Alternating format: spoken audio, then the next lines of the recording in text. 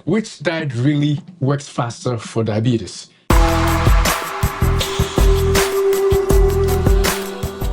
We're starting off with low-carb diet. Low-carb diets actually help lower your A1C levels, which is the number that your doctor checks at the lab every 3 months to tell you how you're doing, in terms of your glucose control in your blood. If you check every day, you may have some number, but the best or most accurate number that you should ask for is what we call the A1C, because it takes into account a period of like 3 months, see how you've been doing on your blood glucose level.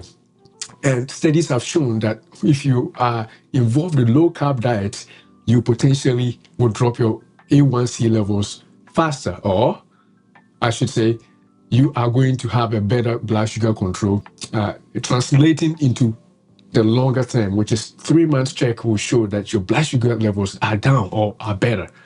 And some of the low-carb diets that we discussed are the Atkins diet and the keto diet, right?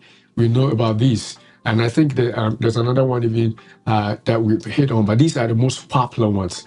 The Atkins diet is more like rich in proteins, more proteins, while the keto diet is one that has about 70%, 70 to 80% of fats. So that is the low-carb diet that we're talking about. And those diets, all of which are good, are known to decrease your A1C levels. So if you are struggling as a diabetic to lower your sugar levels, maybe you should look at low-carb diets because the science is there. The other thing is that not only are they doing that, they also improve your insulin sensitivity. Your insulin sensitivity, when you have lower carb intake, it reduces the instance of you, releasing insulin or the insulin demand on your body.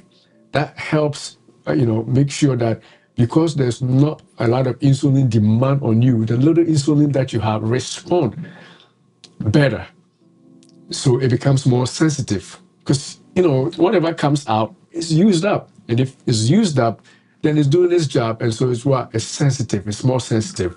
Rather than a person who eats a lot of carbs, glucose on board makes the insulin release all the time.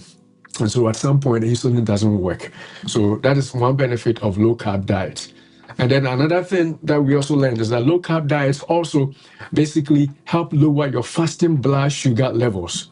The liver produces less glucose overnight due to reduced glycogen stores. When you eat a lot of glucose, if you are not on a low-carb diet and you're eating a lot of glucose, what happens is that, glucose is stored in the liver in the form of glycogen. And when you are not eating, the glycogen converts to glucose back into your blood.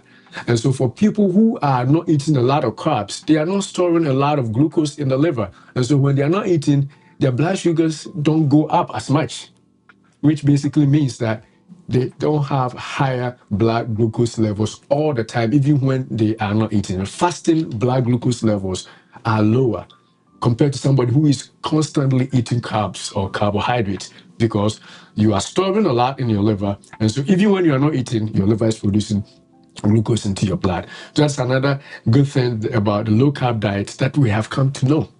The other thing is that if you are on a low-carb diet, you easily lose weight. Because low-carb diet, what happens is because you are on a low-carb diet, you increase satiety. When you eat, you are filled more. Talk to somebody who eats a lot of carbs. They continue to eat and get hungry all the time. Why? Because there's actually a couple of hormones involved, one called leptin, the other called ghrelin. And what these hormones do is that they make you increase in appetite. So the more you eat carbs, you're releasing more of this leptin and ghrelin, which then lead to more hunger or more increased appetite, especially for junk food. And so you gain weight as a result.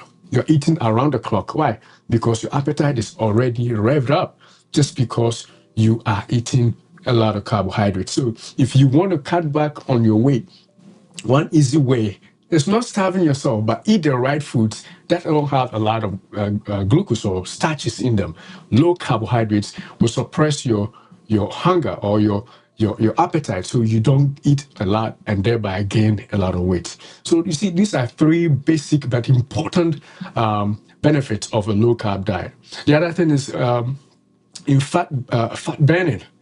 If you're on a low carb diet, you sort of shift to using a lot more of glucose because you don't eat a lot of carbohydrates, so you don't have a lot of glucose, into using your fat stores. So you shift to burning fat for fuel rather than depend on glucose or the food that you eat for fuel. And so this is basically the principle of people who have keto diet. So you go into what we call ketosis. So because you don't have a lot of glucose on board, what is happening now is that your body turns into fat, whether it's a fat you ate or fat stores, so that you use those for sources of energy. And if you have a lot of fat stores, it means that you're going to lose weight. Why? Because you are burning the fat for energy rather than the food that you're eating all the time.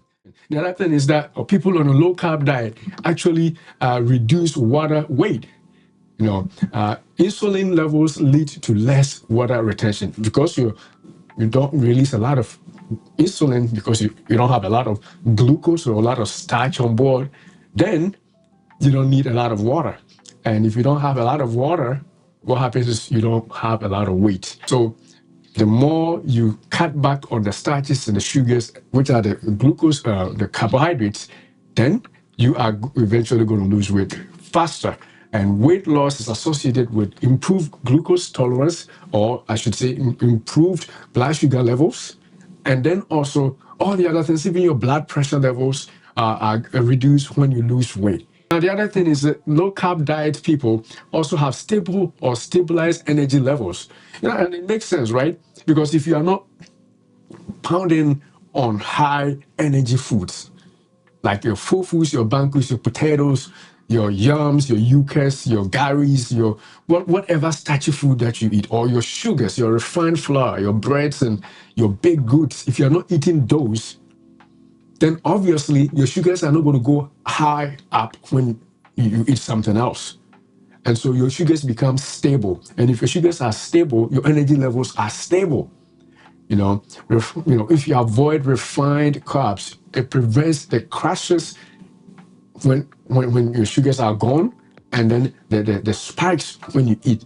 When you eat right now and it's a refined carb, your sugars will go up quick. It will just shoot up like that. But if you eat something that has low carbs, it's not going to shoot up. And the sad thing is when they shoot up, because they shoot up quickly, your body will release all your insulin that it needs to convert them out, to take them out of the blood. And when your body does that, then your blood sugar goes down again, then you're hungry again. So you spike it up and then you crash, become hungry. You spike it up and you crash. So your levels are all over the place. So if you are diabetic, you're checking your sugar levels and it's up and down. You don't understand, check your diet. You are probably eating too much starchy foods or too much carbohydrates. And that is why you are going to the spikes and the crashes. If you are in a low carb diet, you are obviously going to stabilize your energy levels. Because of the lack of the spikes and the crashes, your energy is continuous. You don't feel tired all the time. Why? Because your blood glucose levels are almost constant around a steady source of fuel, especially for those who are doing keto diet, is your fat. And also for those who are doing Atkins diet, who are doing more proteins, it's also your proteins. So instead of doing a lot of the starches, you switch onto, if you are in a ketogenic diet, you are doing more of the fats. I'm talking about healthy fats, of course. We'll probably find time to talk about that as we go forward. And then if you're doing Atkins diet, you are also doing more of the proteins, and those convert to long-lasting energy levels rather than carbohydrate, which just comes whoops and then goes down whoops, which basically makes you tired all the time, or make you, some people even get irritable just because of the up and downs, all right? And so that was the third benefit of a low-carb diet. The other one is low-carb diet leads to reduced glycemic variability. And I think the point that I said even explains this too. If you're not eating too much sugar, you are always on the point as far as levels are concerned. When you eat high amount of carbohydrates, you are eating high glycemic foods or foods that increases your blood sugar quick, as compared to somebody who eats, low carb diet, say broccoli or some kind of a veggie. There's still some sugars in there, but it's not so much. So the glycemic variability is low. It's always on point, around the normal point. And that is what we want to also emphasize with the low carb diet. And don't forget, we're going to talk about quickly also the plant-based diet, also how it works. And then we ask the question, are we better off doing low carb or plant-based? And by the way, if you want more information, the details in the low-carb diet, including the examples, our last video, spells all those out. We spent a whole time talking about just low carbs and the whole time talking about just plant-based completely, about an hour of each. Also link the last videos at the end of these videos so you can watch them.